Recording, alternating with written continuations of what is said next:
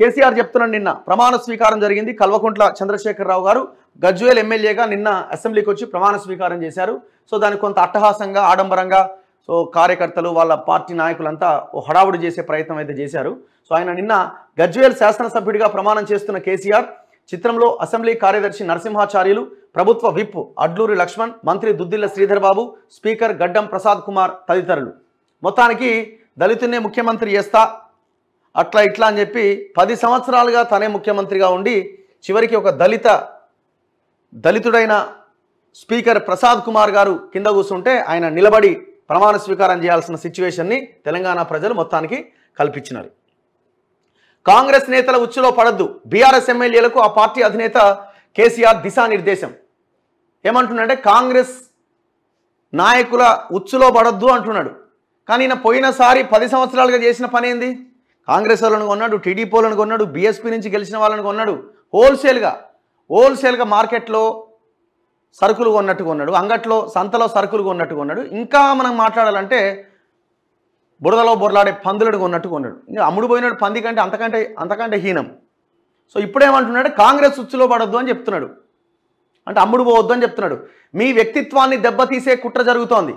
లోక్సభ ఎన్నికల్లో ఒంటరిగానే పోటీ, బీఆర్ఎస్ ఎమ్మెల్యేలకు ఆ పార్టీ అధినేత కేసీఆర్ దిశానిర్దేశం.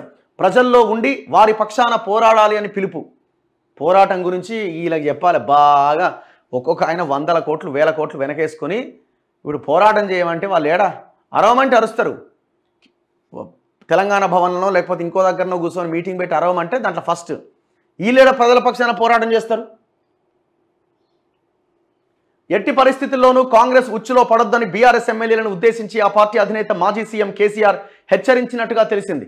పార్టీ ప్రజాప్రతినిధుల వ్యక్తిత్వాన్ని దెబ్బతీసే కుట్రలకు కాంగ్రెస్ నేతలు పాల్పడుతున్నారని, వాటిని తిప్పికొట్టాలని దిశానిర్దేశం చేశారు. బీఆర్ఎస్ ఎమ్మెల్యేలు కొందరు సీఎంను కలవడం పైన అనవసరంగా రచ్చ చేస్తున్నారు.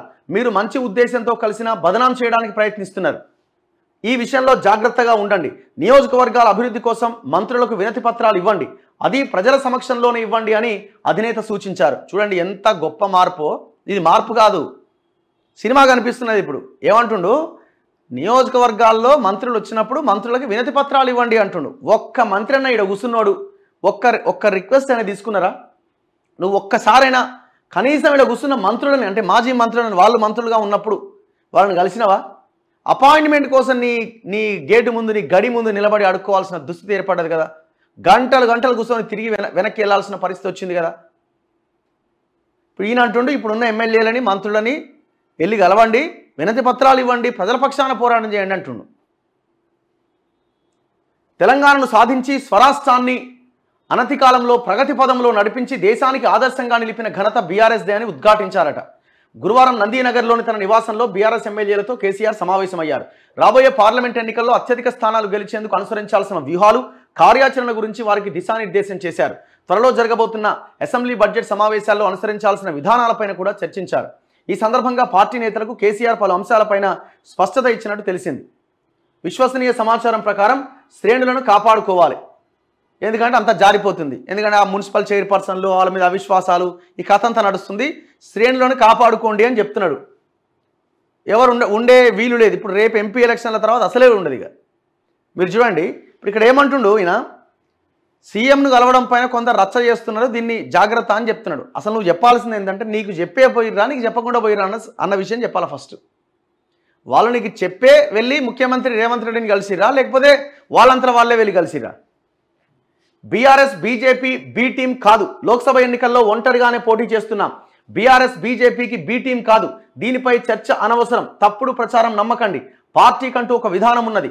ఓట్ల కోసమో ఎన్నికల కోసమో దాన్ని మార్చుకోబోం. లోక్సభ ఎన్నికల్లో గట్టిగా పోరాడదాం. అందరితో చర్చించాక మంచి అభ్యర్థులను త్వరలో ప్రకటిస్తా. ఇక మంచి ఏందా? 9 మంది సిట్టింగ్లేనా అంటే వాళ్ళు లంగలా? ఇంకా అనౌన్స్ చేయాల్సింది ఏమైనా ఉందా? కారణం ఏంటంటే ఎవడు పోటీ చేయను అంటున్నాడు. హామీల అమలు కత్తి మీద సామే. అన్ని హామీలను అమలు చేయడం కాంగ్రెస్ ప్రభుత్వానికి సాధ్యం కాదు. ఈ క్రమంలో సర్కార్ చాలా సవాళ్లు ఎదుర్కోవాల్సి ఉంటుంది. తెలుసు ఆయనకు, ఎందుకంటే మొత్తం కుప్ప చేసి పెట్టిన కాబట్టి వాళ్ళు అంత ఈజీగా చేయలేరు, చాలా కష్టం వాళ్ళకని కేసీఆర్కి తెలుసు.